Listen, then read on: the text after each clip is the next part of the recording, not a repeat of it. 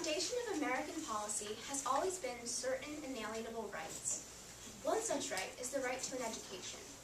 Much controversy has surrounded the American education system in recent months and thus warrants discussion and debate. Specifically, teachers have been under harsh scrutiny. Resolved that the U.S. federal government should enact a policy to significantly improve the quality of teaching in all public schools via one or more of the following areas: compensation, tenure or job security, teacher training or certification, and evaluation. Yet teachers cannot be blamed for the ills of the American education system, and some of these ills are not as dangerous as the affirmative would have you believe. The resolution should not be enacted due to the unreliability of the affirmative's need for change. Additionally, teachers cannot be held responsible for forces outside of their control.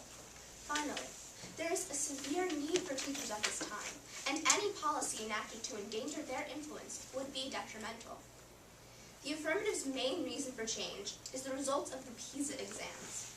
The Program for International Student Assessment, or PISA, assesses 15-year-olds in industrialized nations every 3 years. The results of this exam allow us to determine how we measure up on a global scale and are the reason for America's current panic about education. Yet, the results of this exam are hardly concerning or reliable. As Peter said, South Korea and China consistently finish among the top scorers on these exams.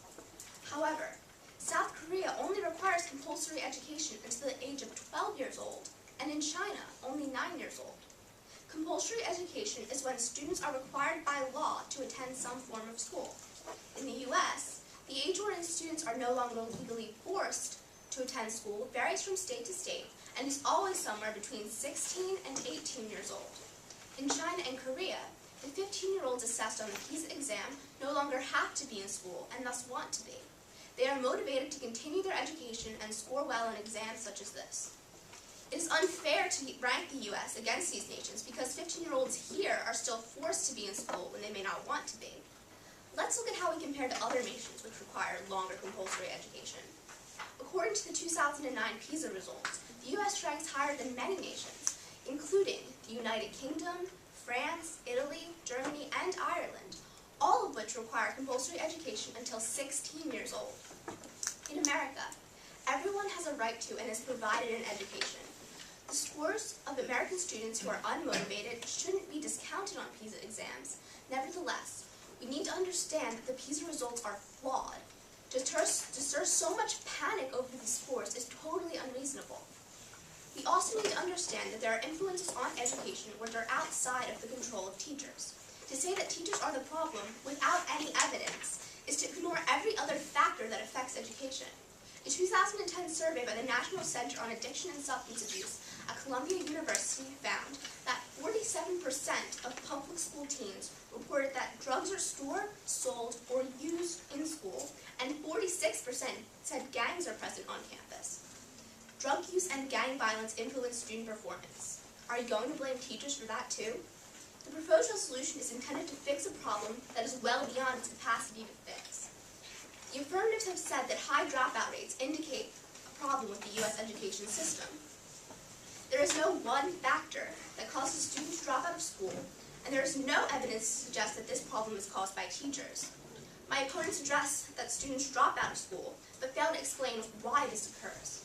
In 2007, a thorough study found that dropping out of school is often a long process which can begin before the student even enters school.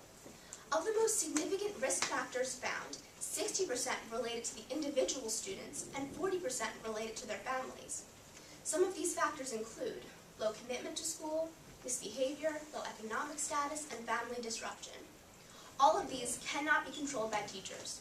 Reforming teachers will in no way improve dropout rates. Trying to reform teaching would be detrimental due to the immense need for teachers at this time.